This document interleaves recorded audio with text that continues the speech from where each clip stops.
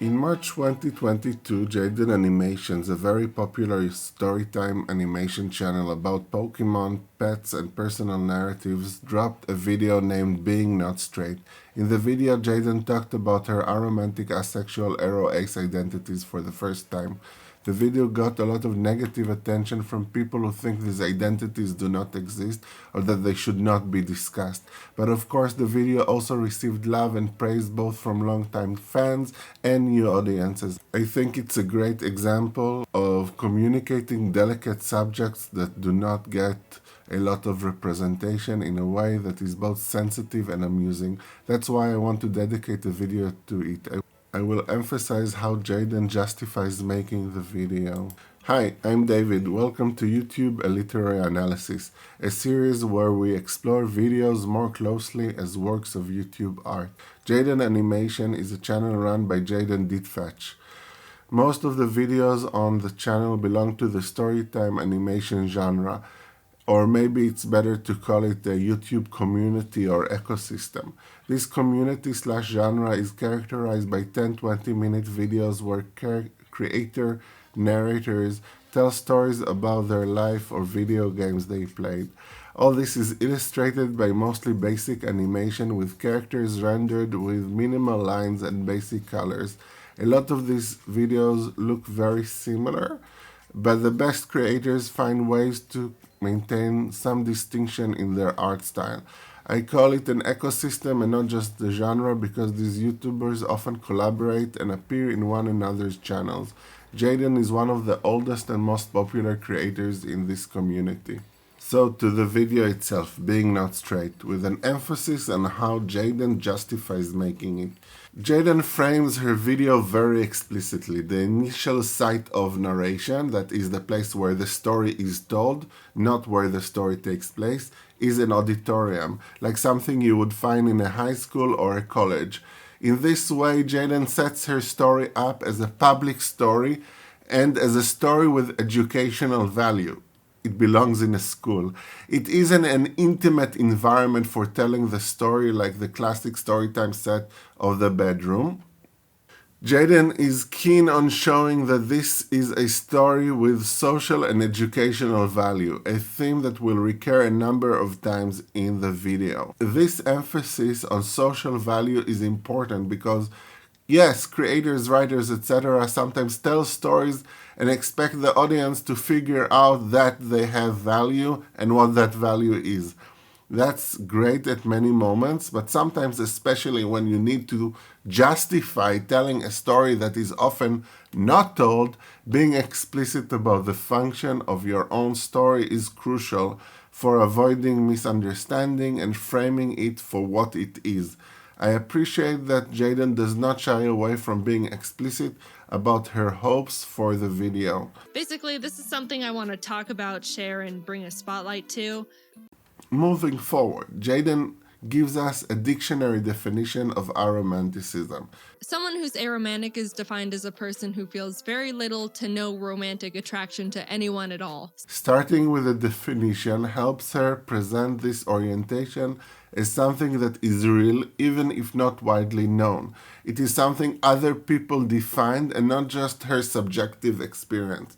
Some presenters might start with their own experience and mention the label at the end.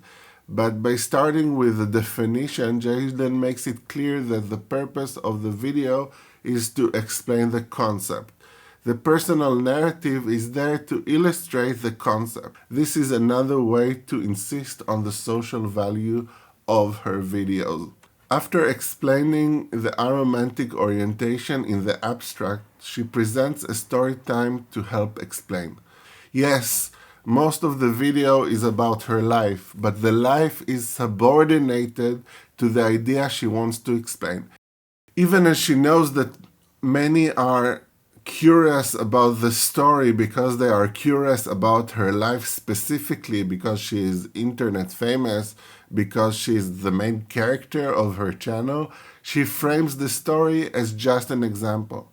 The example she is most familiar with because it is her life, but still just an example.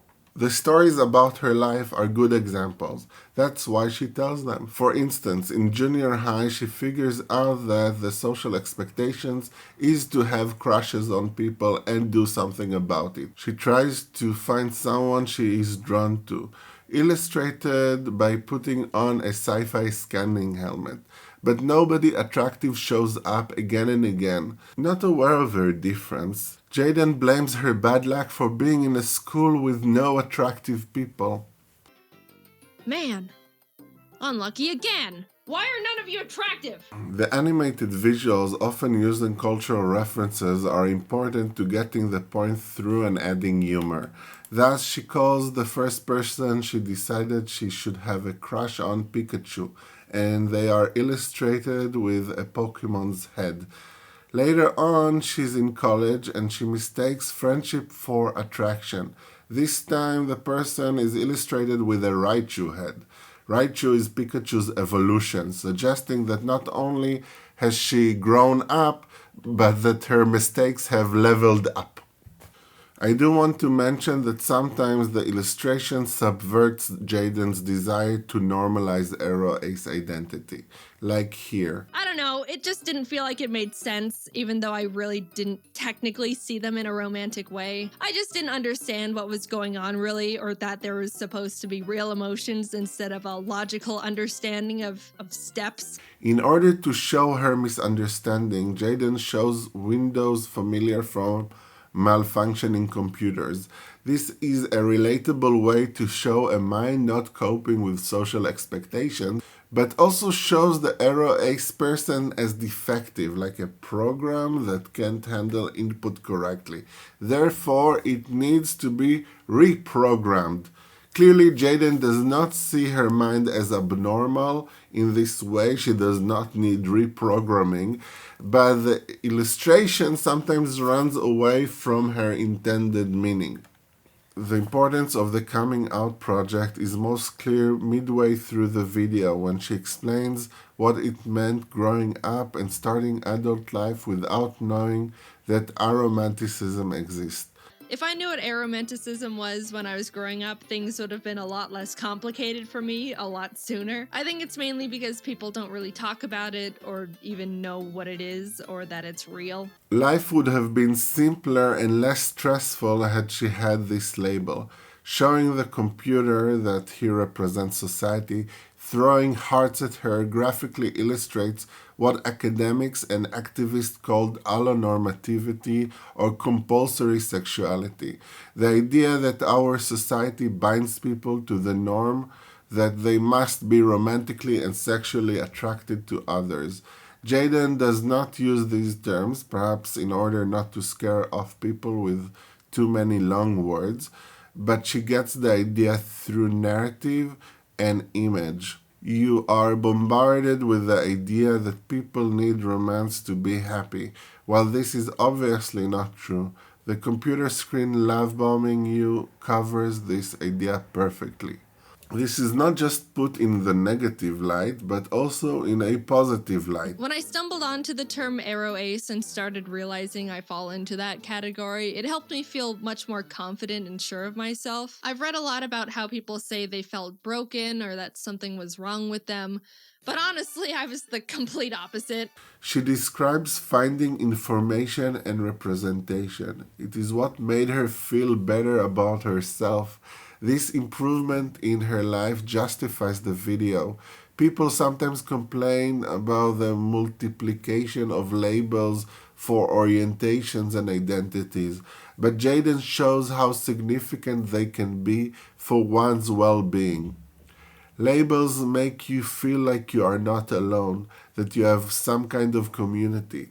She returns to the same idea again. I just know for me, the terms aromantic and asexual are able to articulate things I was subconsciously feeling and thinking before I even realized I was feeling and thinking them. At the end of the day, she is making the video she wishes she could have found years earlier. So let me know what you think I missed, what I got right, what I got wrong. Let me know if you have any questions. As always, if you think I made something simple, more complicated, that's fine. That's my job too. Thank you for listening.